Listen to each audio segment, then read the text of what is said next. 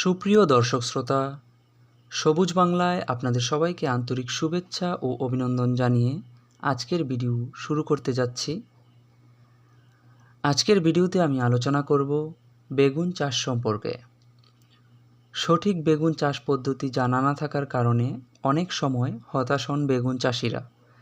জাত ও জাতের বৈশিষ্ট্য, রোগবালাই দমন ও সঠিক নিয়মে সার প্রয়োগ নিরাপদ বেগুন চাষের জন্য অত্যন্ত গুরুত্বপূর্ণ। আমাদের দেশে প্রায় শতাধিক জাতের বেগুন পাওয়া যায়। জনপ্রিয় এই সবজির চাষাবাদ সারা বছরই করা যায়। তবে উচ্চ তাপমাত্রায় বেগুনের ফুল ও ফলন উৎপাদন বিঘ্নিত হওয়ার পাশাপাশি পোকার আক্রমণ বেশি হয়ে থাকে। সেজন্য গ্রীষ্ম ও বর্ষাকালে এই সবজির ফলন তেমন ভালো হয় না। তাই শীতকালই বেগুন চাষের উপযুক্ত সময়। কিন্তু বর্তমানে কিছু উচ্চ তাপমাত্রা সহিঞ্জু জাত গ্রীষ্ম মৌসুমে ভালো ফলন দিয়ে থাকে। বেগুনের ভালো ফলন পেতে সঠিক নিয়মে চাষ প্রয়োজন। এবার আসুন জেনে নিই বেগুন চাষের সঠিক পদ্ধতি সম্পর্কে। বেগুন চাষ পদ্ধতি: বেলে দোআঁশ বা দোআঁশ মাটি বেগুনের চাষাবাদের জন্য উত্তম। বেগুন চাষের জমি ভালো করে চাষ ও মই দিয়ে আগাছামুক্ত করে মাটি ঝুরঝুরে ও সমান করে নিতে হবে।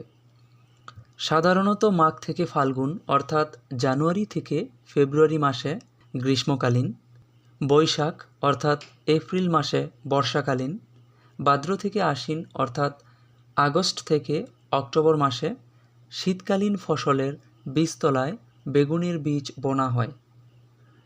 বীজতলা তৈরির জন্য মাটি গভীরভাবে অন্তত 20 সেন্টিমিটার চাষ দিতে হবে। 3 বর্গমিটার বীজতলার জন্য 25 গ্রাম বীজ লাগে। বীজতলায় মাটি হতে হবে উর্বর। উর্বরতা কম থাকলে জৈব সার ও সামান্য পরিমাণ ফসফেট জাতীয় সার ব্যবহার করা যেতে পারে। বেগুন চারার বয়স 30 থেকে 40 দিন অথবা 4 থেকে 6টি পাতা হলে জমিতে বুনতে হবে। অল্প সংখ্যক চারা উৎপাদনের জন্য বীজতলা হিসেবে কাঠের বাক্স, প্লাস্টিকের ট্রে অথবা বড় টব ব্যবহার করা যেতে পারে।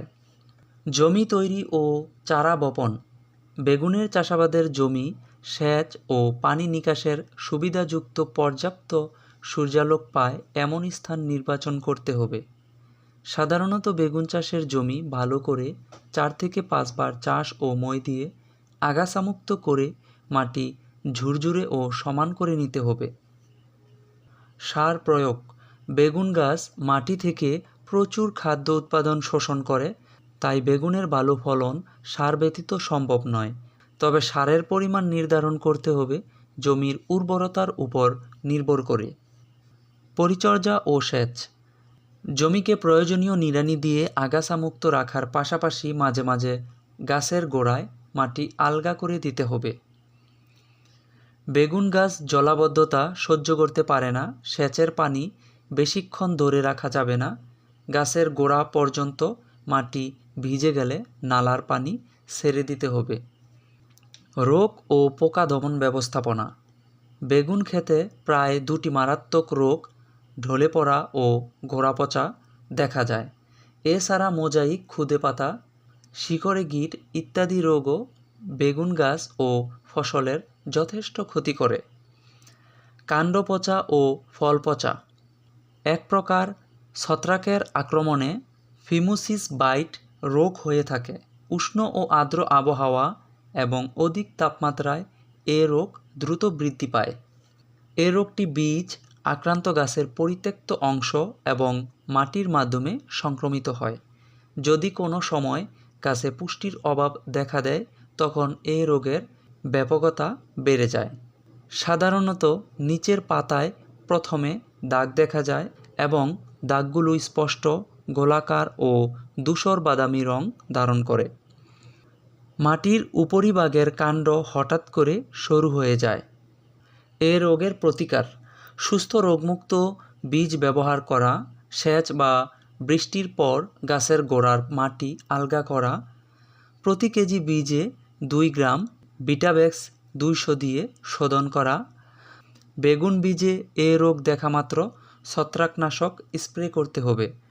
সবসময় সুস্থ ও নিরোগ বেগুন থেকে বীজ সংগ্রহ করতে হবে। যে সকল বীজ কুঁচকানো ও কালো সে বীজগুলো ব্যবহার করা উচিত নয়। ফসল সংগ্রহ। ফল সম্পূর্ণ পরিপক্ক হওয়ার পূর্বেই সংগ্রহ করতে হবে। চারা লাগানোর 2 থেকে 3 মাস পরই ফসল সংগ্রহের সময় হয়। 5 থেকে 7 দিন পর পর গাছ থেকে দাঁড়ালো ছুরির সাহায্যে বেগুন সংগ্রহ ভালো। ফলন উন্নত পদ্ধতিতে চাষাবাদ করলে জাতভেদে হেক্টর প্রতি ফলন 30 থেকে 40 টন পাওয়া যায়। বেশি কচি অবস্থায় ফল সিকিবাগ সংগ্রহ করলে ফলের গুণ ভালো থাকে, তবে ফলন কম পাওয়া যায়। ক্ষেত থেকে বেগুন সংগ্রহের সময় লক্ষ্য রাখতে হবে গাছের গায়ে যেন আঘাত না লাগে বা ক্ষত সৃষ্টি না হয়। গাছ থেকে তোলা বেগুন কাঁচা পাতা অথবা খড়ের উপর রাখতে হবে যেন বেগুনে আঘাত না লাগে। এটা অতি প্রয়োজনীয়। তো প্রিয় দর্শক শ্রোতা, এই ছিল আমার আজকের ভিডিও। আজকের ভিডিওটি আপনাদের কাছে কেমন লেগেছে কমেন্টের মাধ্যমে জানাতে পারেন। তো আজকের মতো আমি এখানেই বিদায় নিচ্ছি। সবাই অনেক অনেক ভালো থাকুন, সুস্থ থাকুন। আল্লাহ হাফেজ।